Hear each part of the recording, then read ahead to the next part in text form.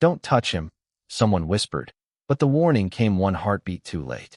Emily Carter had already reached for the stranger's hand, and the moment a single drop of her blood touched his skin, a curse that had survived 300 years began to break. 5 minutes earlier, Emily's greatest concern had been whether the storm would wash out the last bus home. Rain hammered the windows of Bellamy House, the private Manhattan club where she worked evening shifts, turning the city lights beyond the glass into blurred ribbons of gold. At 26, Emily had become skilled at making exhaustion invisible. She smiled when guests complained, apologized for things she hadn't done, and counted every dollar in tips because rent was due Monday. Tonight should have been ordinary. Then Alexander Blackwood walked through the door. Conversations softened before Emily even saw him. Men who owned skyscrapers moved aside. Women in evening gowns lowered their voices. Alexander crossed the marble floor in a black overcoat still jeweled with rain, tall, composed, and unnaturally pale beneath the chandelier light. His face had the cold perfection of carved ivory, but something about him looked wrong. Tired, Emily thought. Not ordinary tired. The kind that seemed centuries deep. She carried a tray toward his private table and noticed his hand tighten around the edge of the chair. For 1 second, black markings appeared beneath the pale skin of his wrist, twisting upward like ink beneath ice. Alexander immediately covered them with his sleeve. Nobody else seemed to notice. Emily did. "Sir, are you all right?" His gray eyes lifted to hers. The room suddenly felt colder. "I'm fine." His voice was quiet, but absolute. Emily should have walked away. Instead, she reached for the water glass beside him just as the tray shifted against her palm. A cracked edge caught her fingertip. She barely felt it. One tiny red drop landed on Alexander's exposed wrist. He froze. Not startled. Frozen. Every muscle locked as his eyes dropped toward his skin. Emily followed his stare. The dark marking beneath his wrist was changing. A thin golden light traveled through it like sunrise breaking across a frozen river. Then the black line cracked apart and vanished. Alexander stood so quickly his chair slid backward across the marble. Around them, the entire room fell silent. Emily stared at his wrist, then at her fingertip. What just happened? Alexander didn't answer.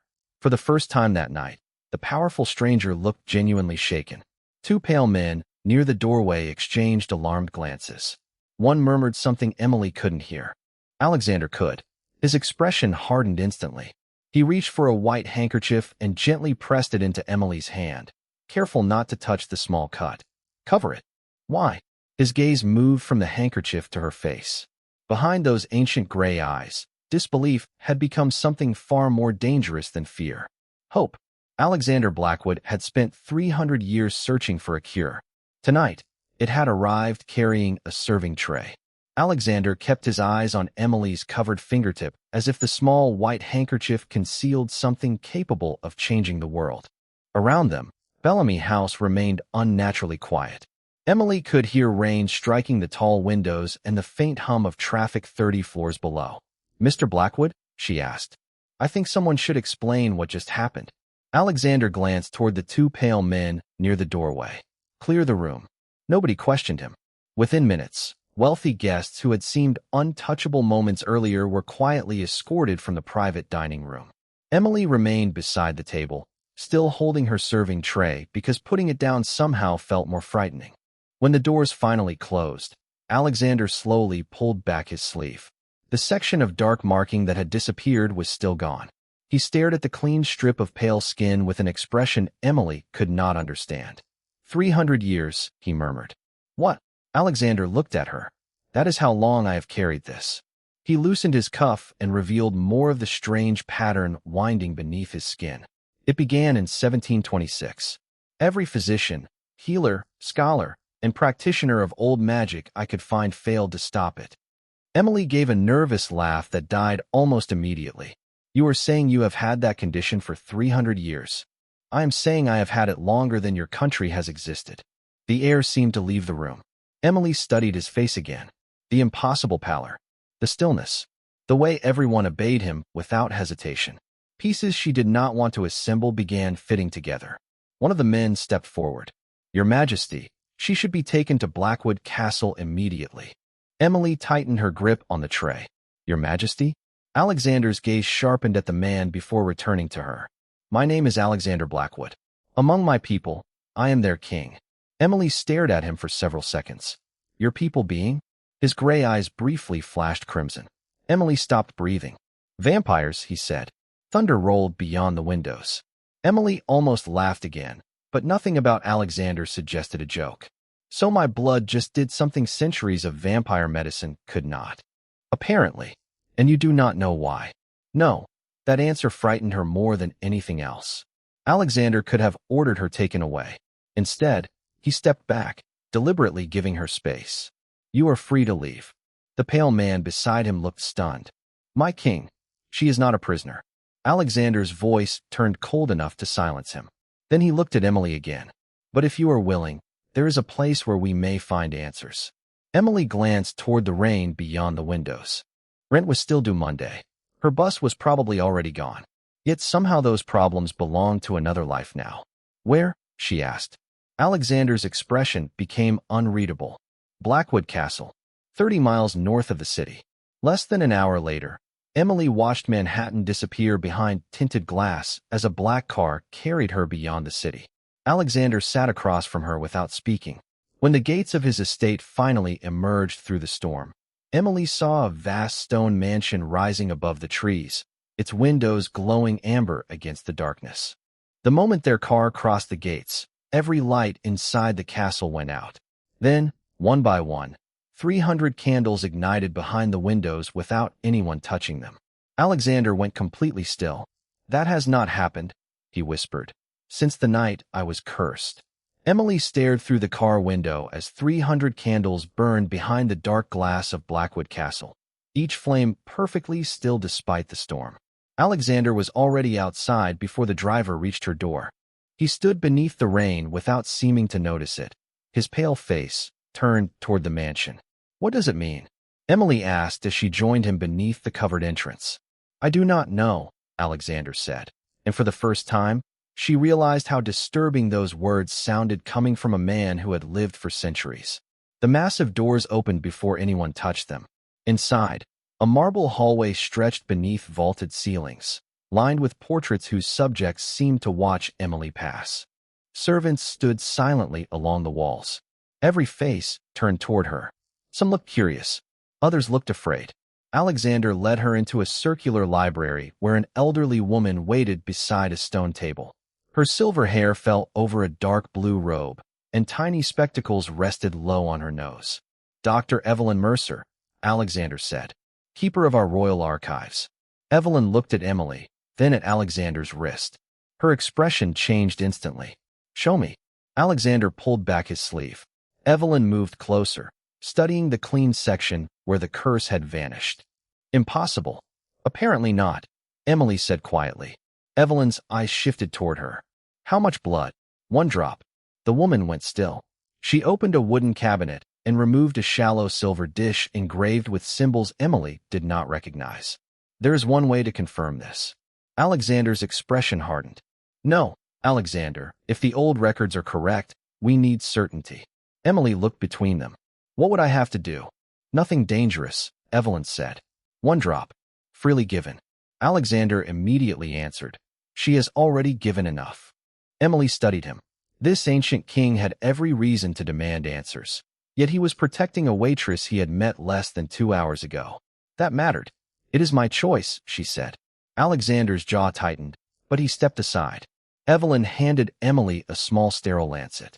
Emily pressed it carefully against the same fingertip she had nicked earlier. 1 crimson drop fell into the silver dish. Nothing happened. Then Alexander placed his cursed wrist above it. The drop began to glow. Golden light spread across the engraved symbols, racing around the dish in widening circles. Alexander inhaled sharply. Beneath his sleeve, another section of the dark pattern faded. Evelyn stumbled backward, gripping the table. Dear God. Emily stared at Alexander. His face had changed.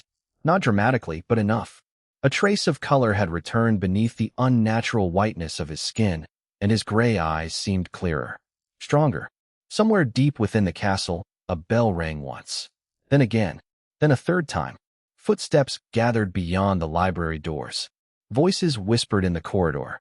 Alexander ignored them. What does this mean? He asked. Evelyn looked at Emily as though seeing her for the first time. It means her blood is the cure. Emily felt the room tilt beneath her. Alexander's expression remained controlled, but hope had returned to his eyes. Evelyn was not finished. There is something else. The old text says the cure cannot be taken. It cannot be purchased, commanded, or exchanged. She looked directly at Alexander. Every drop must be given freely, or the curse will become permanent. The library doors suddenly opened. 12 elegantly dressed figures stood beyond them, their pale faces fixed on Emily. Alexander stepped between her and the doorway. "The council," he murmured. Emily heard the warning in his voice. Then the oldest vampire in the group looked at her and said, "So this is the human who can save our king." Alexander did not move from between Emily and the council. 12 vampires filled the library entrance, dressed in dark suits and formal gowns that looked more appropriate for a diplomatic reception than a midnight confrontation. Emily suddenly became aware of her black server uniform, inexpensive shoes, and the white handkerchief still wrapped around her fingertip. The oldest council member stepped forward. His silver hair framed a face almost as pale as Alexander's. 3 centuries of searching, he said, and the answer walks into a restaurant carrying water glasses. Emily lifted her chin. "I have a name." A flicker of surprise crossed several faces. Alexander glanced back at her, and something almost like approval softened his eyes. "Emily Carter," he said, "and while she is under this roof, you will address her accordingly." The councilman bowed slightly. "Sebastian Vale, first seat of the Blackwood Council." Evelyn moved beside the silver dish. "The records confirm that Emily's blood weakens the curse, but there is a condition." "Then fulfill it," Sebastian said. Alexander's voice turned cold. "Choose your next words carefully." Silence settled across the library. Evelyn opened an ancient book and carefully turned several brittle pages. "The cure must be offered willingly. No command, no payment, no bargain, no coercion. If her choice is corrupted, the healing fails." Sebastian looked toward Emily. "How much is required?" Evelyn hesitated. "The text does not specify." That changed everything. Emily felt Alexander become still beside her. "Then there will be no procedure tonight," he said. Sebastian stared at him. "Your Majesty, the curse has weakened you for generations, and that does not give us ownership of another person's life. You are the king, which means I should understand the difference between authority and entitlement." Emily watched the council exchange uneasy looks. She had expected monsters when Alexander told her what he was.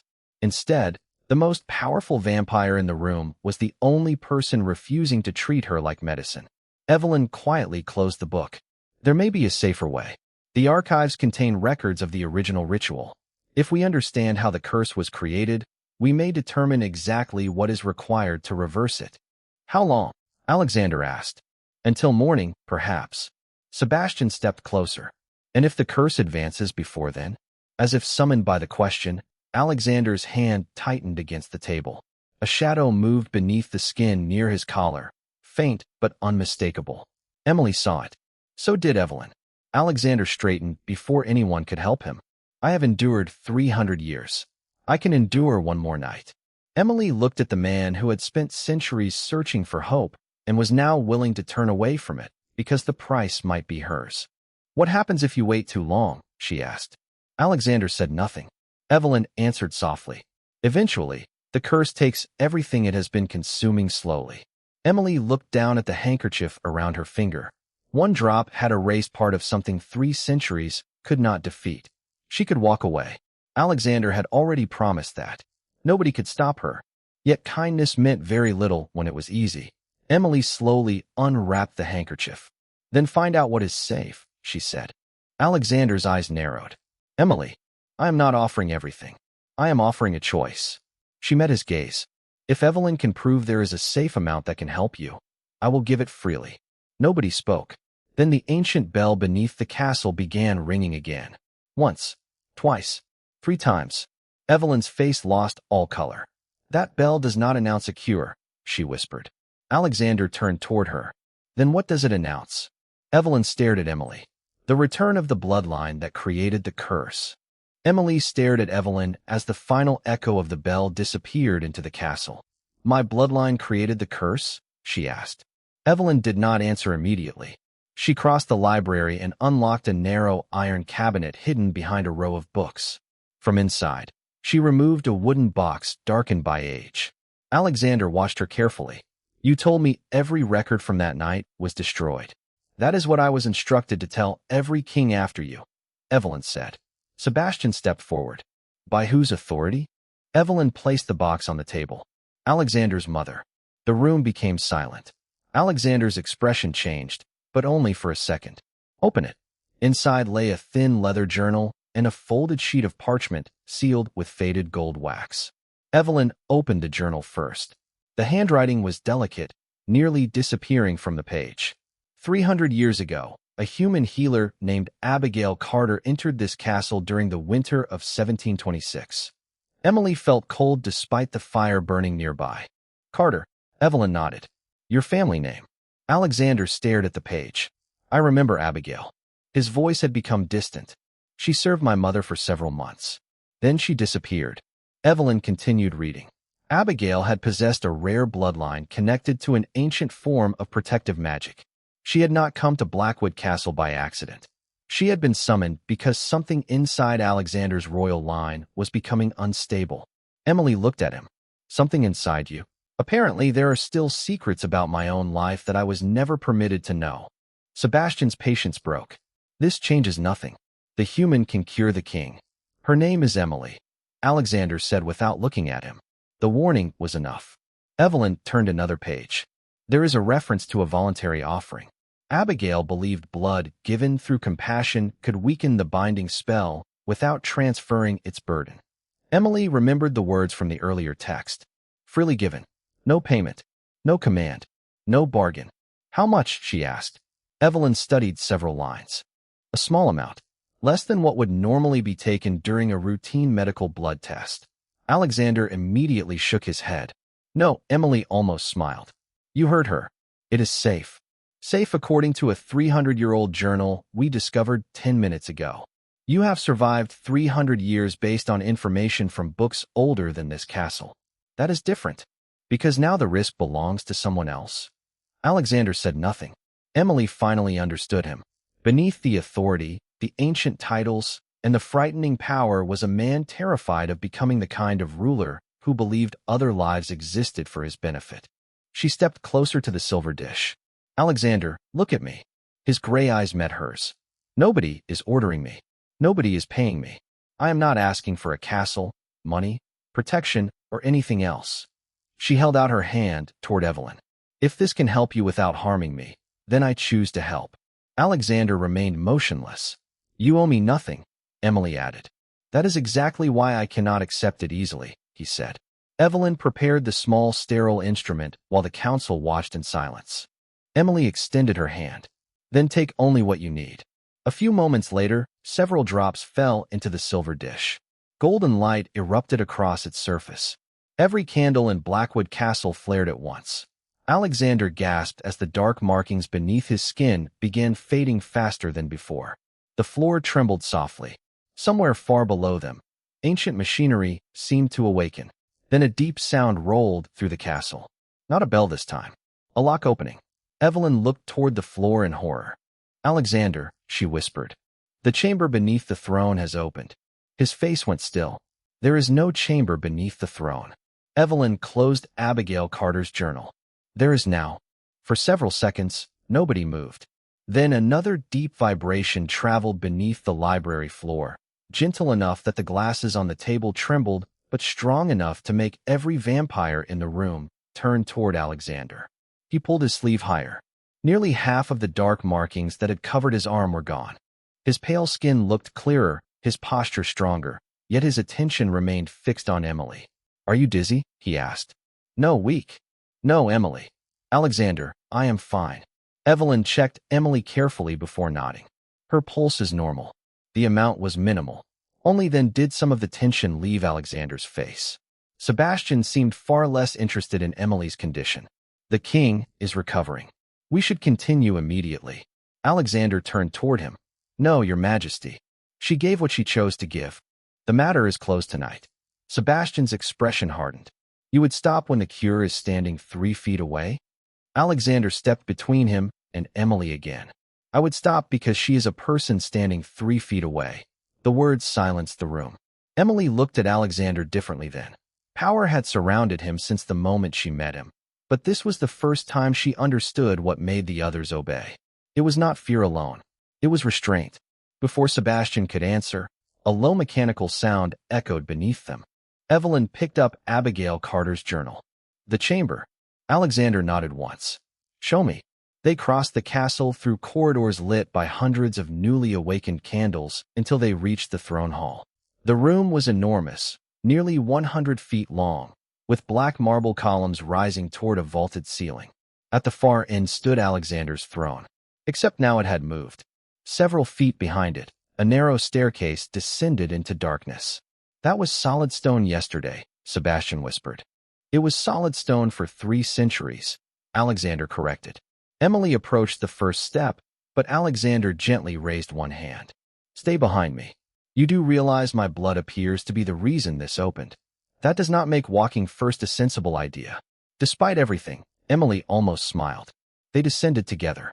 Golden symbols appeared along the walls as Emily passed, illuminating one after another until the staircase opened into a circular underground chamber. At its center stood a stone pedestal holding a sealed glass vessel. Around it, words had been carved into the floor.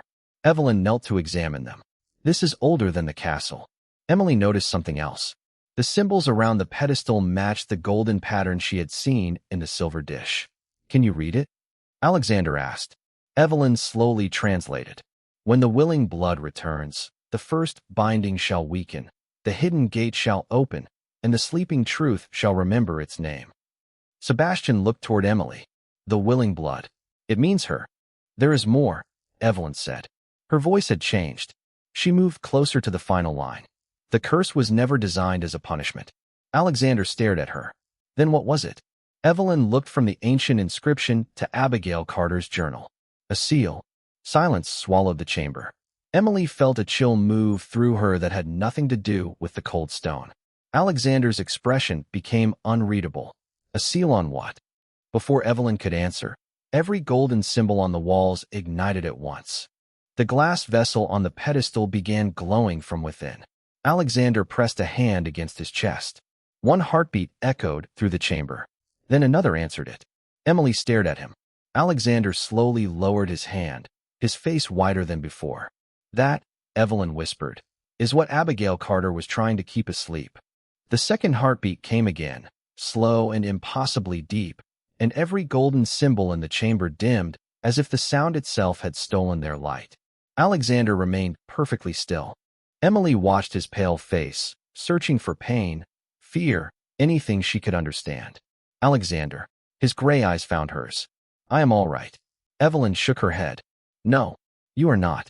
The seal is weakening. Sebastian moved toward the pedestal. Then restore it. Do not touch anything, Evelyn warned. She opened Abigail Carter's journal beneath the golden light and turned through the fragile pages. The curse was created in 1726, but not to weaken Alexander. Abigail used his immortality as an anchor for something older. Alexander's voice became quiet. What exactly did she seal? Evelyn found a page covered with faded writing. Something connected to the first Blackwood king. The journal calls it the Hollow Crown. Sebastian frowned. A legend? Apparently not. Another heartbeat rolled through the chamber. Alexander briefly closed his eyes. Emily stepped toward him, but he raised a hand. Stay back. Stop treating me like I am made of glass. And stop forgetting that we do not know what is waking inside me. The sharpness of his words made the chamber silent. Alexander immediately softened his voice. Emily, please. She understood then. He was not afraid of her. He was afraid for her. Evelyn continued reading. Abigail believed the hollow crown amplified the darkest instincts of whoever carried the royal bloodline. Power without restraint. Authority without compassion. She could not destroy it. So she bound it beneath a curse designed to weaken the host and keep the crown dormant. Emily looked at Alexander. For 300 years, you thought the curse was killing you. It appears the curse may have been protecting everyone else. Sebastian stepped closer to Emily. Then her blood can control both the curse and the crown. Alexander turned instantly. No, We cannot ignore what she is. She is not a resource. She is the descendant of the woman who created the seal. Sebastian's voice remained calm. Her blood may be the most valuable substance our kingdom has encountered in centuries. Emily felt the meaning beneath those words. Alexander did too. He moved between them. Emily Carter entered this house freely. She will remain freely, and she will leave freely. Sebastian's eyes narrowed. Your duty is to your people. Exactly. Alexander's voice filled the chamber with ancient authority. And a kingdom that survives by stealing another person's freedom deserves neither loyalty nor survival. No one answered. Even Sebastian stepped back. Emily felt something inside her chest loosen. Alexander had been given the cure he had searched for across 3 centuries, and his first instinct was still to protect her right to refuse it. Evelyn suddenly inhaled. There is another passage. She held the journal closer to the light. Abigail expected this moment. Emily approached. What does it say? Evelyn read slowly. When my blood returns and the first seal breaks, do not complete the cure until the heir understands what was imprisoned within him. Alexander stared at the glowing vessel. So removing the curse completely would release the hollow crown. Yes. Emily looked at the fading markings still visible beneath his pale skin. Then we stop. Sebastian turned toward her. You cannot decide that. She just did, Alexander said. The councilman fell silent. Then the glass vessel on the pedestal suddenly brightened. Golden light poured through the chamber, revealing words carved into the wall that had been invisible moments earlier. Evelyn stepped toward them, stunned. There is a final instruction. Emily followed her gaze. Beneath Abigail Carter's name was another name, carved 300 years ago. Emily Carter. Alexander's eyes locked onto hers. She knew your name. Emily could barely speak. 3 centuries before I was born. The second heartbeat sounded again. This time, a whisper followed it from somewhere beneath the stone. Emily. Emily heard her name again, softer this time, carried through the stone like a memory traveling across centuries. Alexander immediately moved closer, placing himself between her and the glowing pedestal. Do not answer it. Emily kept her eyes on the wall. Her full name remained illuminated beneath Abigail Carter's, carved into stone that had supposedly been sealed 300 years before her birth. How could she know? Evelyn turned pages with trembling hands. Perhaps she did not know you personally. Perhaps she knew someone from her bloodline would return. Then why my exact name? Evelyn stopped. Near the end of Abigail's journal, several pages had been sealed together with wax. She carefully separated them and stared at the first line. Because Emily was Abigail's daughter. Emily looked at her. What? Her infant daughter died during the winter of 1726.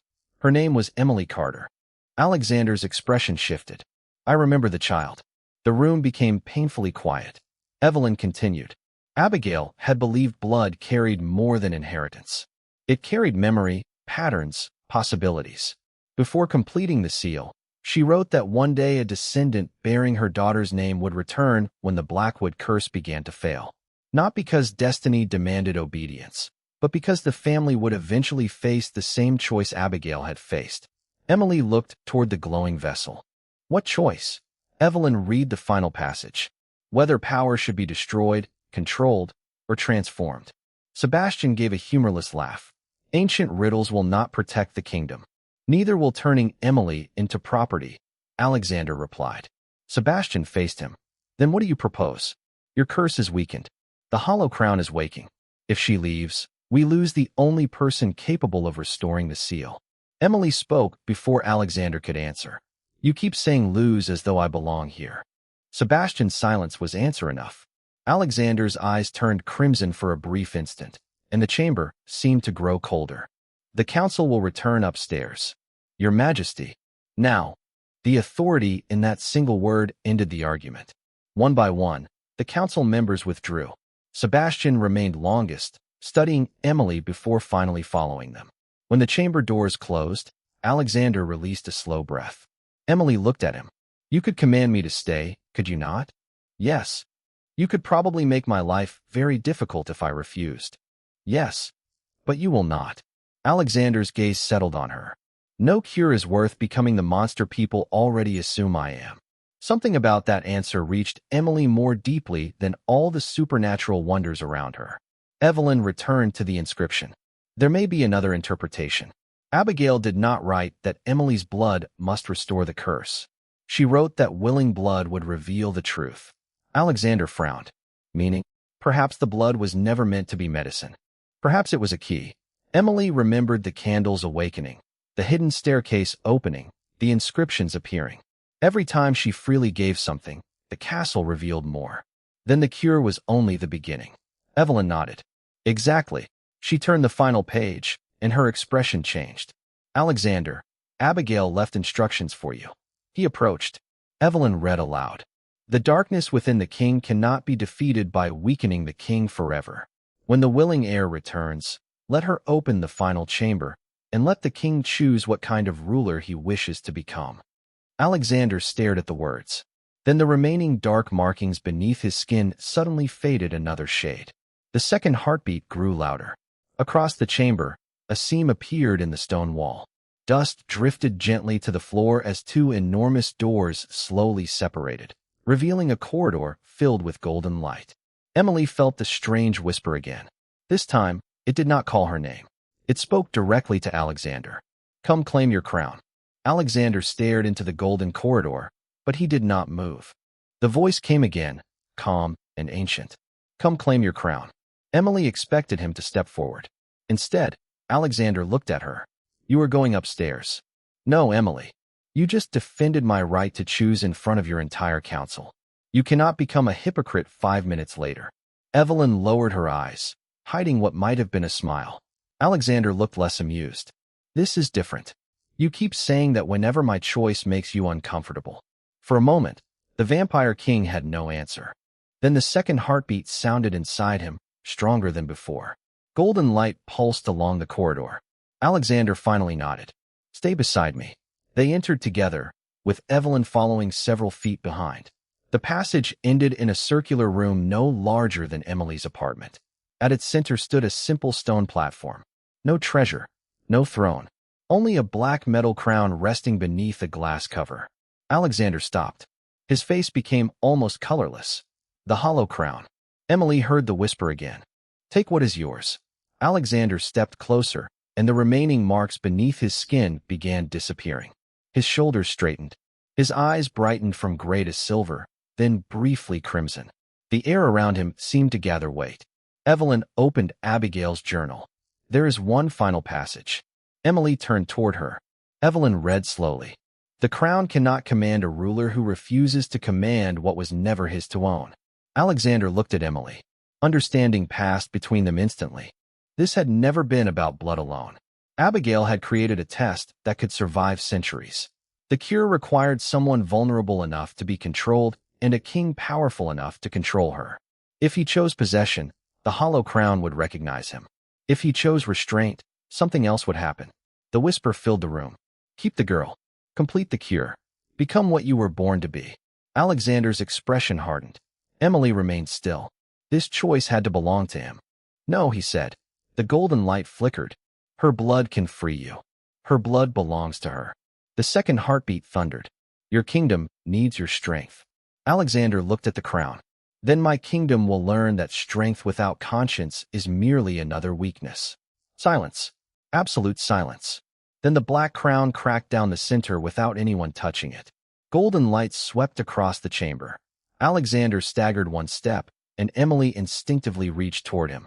He caught the edge of the stone platform instead. Beneath his pale skin, the final dark marking vanished. The second heartbeat stopped. Only one remained. Steady. Calm. His own. Evelyn stared at him. The curse is gone. Alexander slowly lifted his head. The crimson had disappeared from his eyes, leaving them clear gray. Emily smiled with quiet relief. 300 years. Alexander looked at his hands as though they belonged to someone new. 300 years searching for a cure, and Abigail was waiting for me to understand the lesson. Which was? Emily asked. He looked at her. That power proves nothing until you are willing not to use it. By sunrise, the council had gathered in the great hall. Sebastian demanded that Emily remain under royal protection. Alexander answered with 4 words. She is going home.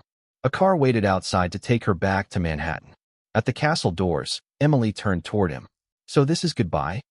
Alexander almost smiled. Only if you want it to be. Emily considered the ancient king who had possessed enough power to take everything from her and had chosen instead to ask for nothing. You know where I work. I do. She stepped into the morning light. Behind her, the bells of Blackwood Castle rang freely for the first time in 3 centuries. Alexander watched her leave, finally understanding what Abigail Carter had known all along. A curse could be broken by blood, but a king could only be changed by choice.